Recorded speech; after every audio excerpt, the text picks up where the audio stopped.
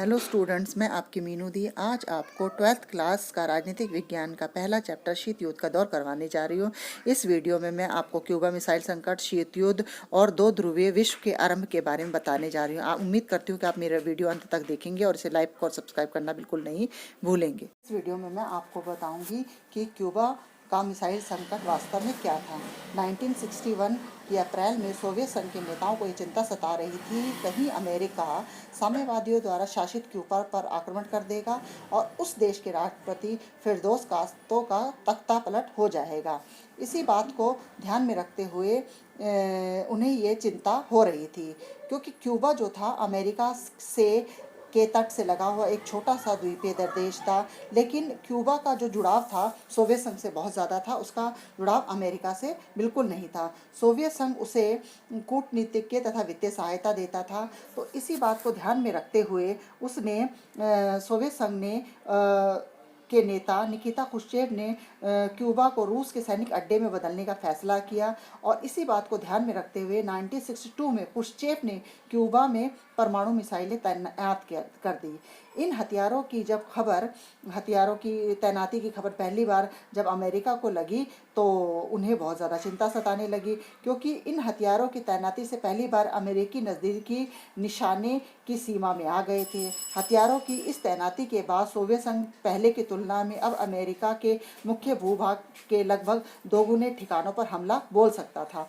Cuba के Soviet संघ द्वारा परमाणु हथियार तैनात करने की भनक जब अमेरिका को 3 हफ्ते बाद लगी। अमेरिकी राष्ट्रपति उस समय जॉन एफ कैनेडी और उनके सलाहकार ऐसा कुछ भी करने से हिचकिचा रहे थे जिससे दोनों देशों के बीच परमाणु युद्ध हो जाए, क्योंकि परमाणु युद्ध होता तो नुकसान दोनों देशों का होता। लेकिन वे इस बात को लेकर दृढ़ थे कि क्रुश्चेव क्यूबा से मिसाइलें और परमाणु हथियारों को हटा लेगा। जब उन्होंने ऐसा नहीं किया तो कैनेडी ने आदेश दिया कि अमेरिका जंगी बेड़ा को आगे करके क्यूबा की तरफ जाने वाले सोवियत जहाज़ों को रोका जाएगा। इस प्रकार अमेरिका सोवियत संघ के मामले के प्रति अपनी गंभीरता की चेतावनी देना चाहता था। ऐसी स्थिति में लग रहा था कि युद्ध होकर रहेगा और इसी को क्यूबा मिसाइल संकट के रूप में जाना जाता है। जब सोवियत संघ के नेता निकिता क्रुश्चेव ने क्यूबा में अपनी मिसाइलें तैनात की गई थी तो इसीलिए इसका नाम क्यूबा मिसाइल संकट रखा गया।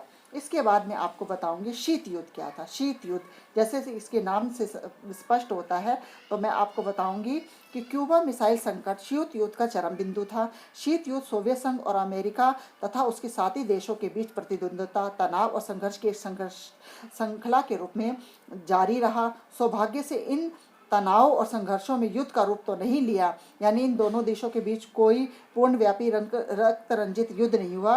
विभिन्न इलाकों में युद्ध हुए। दोनों महाशक्तियां और उनके साथी देश इन युद्धों में संलग्न रहे। वे क्षेत्र विशेष में अपने साथी देशों से मददगार बने, लेकिन दुनिया तीसरे विश्व युद्ध से बच गई। शीत युद्ध वास्तव में जोर आजमाइश, सैनिक गठबंधन अथवा सैनिक संतुलन का मामला भर नहीं था, बल्कि इसके साथ साथ विचारधारा के स्तर पर भी एक वास्तविक संघर्ष जारी था, क्योंकि अमेरिका पूंजीवादी देश था और रूस साम्यवादी देश था। इसी विचारधारा की लड़ाई इस बात को लेकर थी कि पूरे विश्व में राजनीतिक, आर्थिक और सामाजिक जीवन को सूत्रबद्ध करने का सबसे बेहतर सिद्धांत कौन सा है। पश्चिमी गठबंधन का अगुवा अमेरिका था और यह गुट उदारवादी लोकतंत्र और पूंजीवाद का समर्थक था, जबकि पूर्वी गठबंधन का अगुवा सोवियत संघ था और इस गुट की प्रतिद्वंद्विता समाजवाद तथा साम्यवाद के लिए थी। इसीलिए इन दोनों जो शक्तिशाली देश थे अमेरिका और रूस अपने आप को बेहतर साबित करना चाहते थे और चाहते थे ज़्यादा से ज़्यादा देश उनके साथ आए। अब इसके बाद दूसरे विश्व युद्ध की समाप्ति के साथ ही शीत युद्ध की शुरुआत हो गई। अगस्त 1942 में अमेरिका ने जापान के 2 शहरों हिरोशिमा और नागासाकी पर बम गिराए और जापान को घुटने टेकने पड़े। इसके बाद दूसरे विश्व युद्ध का अंत हुआ। परमाणु बम गिरने से अमेरिकी फैसले के आलोचकों का तर्क है, मतलब कि अमेरिका ने जो बम गिराए थे तो उनके आलोचकों का तर्क है कि अमेरिका इस बात को जानता था कि जापान आत्मसमर्पण करने वाला है, ऐसे में बम गिराना गैर ज़रूरी था। इन आलोचकों का मानना था कि अमेरिका की इस कार्रवाई का लक्ष्य सोवियत संघ को एशिया तथा अन्य जगहों पर सैन्य और राजनीतिक लाभ उठाने से रोकना था, अर्थात वो अपना कुछ आलोचकों का कहना था कि अमेरिका ने मात्र अपना दबदबा बनाए, अपना शक्तिशाली वो दिखाने के लिए जापान पर बम गिराए। एशिया, और वो चाहता था कि वो दुनिया को दिखाए कि वो सबसे ज़्यादा शक्तिशाली देश है, रूस नहीं है। वह सोवियत संघ के सामने यह भी जाहिर करना चाहता था कि अमेरिका ही सबसे ज़्यादा ताकतवर देश है। अमेरिका के समर्थकों का तक था कि युद्ध को जल्दी से जल्दी समाप्त करने और अमेरिका और साथी राष्ट्रों को आगे की जनहानि को रोकने के लिए परमाणु बम गिराना बहुत ज़्यादा ज़रूरी था, इसीलिए उसने ये बम गिराए थे।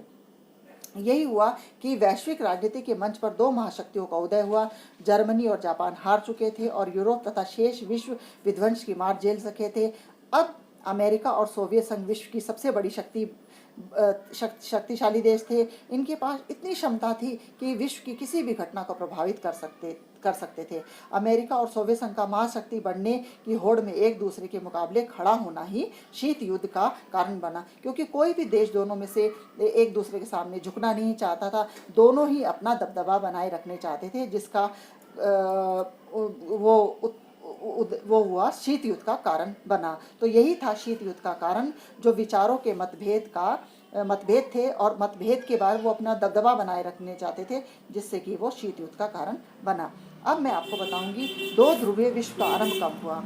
दोनों महाशक्तियाँ यानी अमेरिका और रूस, जो विश्व के विभिन्न हिस्सों पर अपने प्रभाव का दायरा बढ़ाने के लिए तुली हुई थी, दुनिया दो गुटों के बीच बहुत स्पष्ट रूप से बंट गई थी। ऐसे में किसी भी मुल्क के लिए रास्ता यह था कि वह अपनी सुरक्षा के लिए किसी एक महाशक्ति के साथ जुड़ जाए, या दूसरी महाशक्ति एक महाशक्ति से जुड़े या दूसरी महाशक्ति, तथा उस गुट से अपने देश को उसके प्रभाव से बचा सके। परस्पर विरोधी गुटों की अपेक्षाकृत छोटे देशों ने महाशक्तियों के साथ अपने जुड़ाव का इस्तेमाल निजी हित में किया। इन देशों को स्थानीय प्रतिद्वंदिता, देश के खिलाफ सुरक्षा का वायदा मिला, हथियार और आर्थिक सहायता मिली। इन देशों को अपने पड़ोसी देशों से होड़ थी। महाशक्तियों के नेतृत्व में गठबंधन की व्यवस्था ने पूरी दुनिया को दो खेमों में बढ़ जाने दी, एक अमेरिका की तरफ और एक रूस की तरफ। ये विभाजन सबसे पहले यूरोप में हुआ।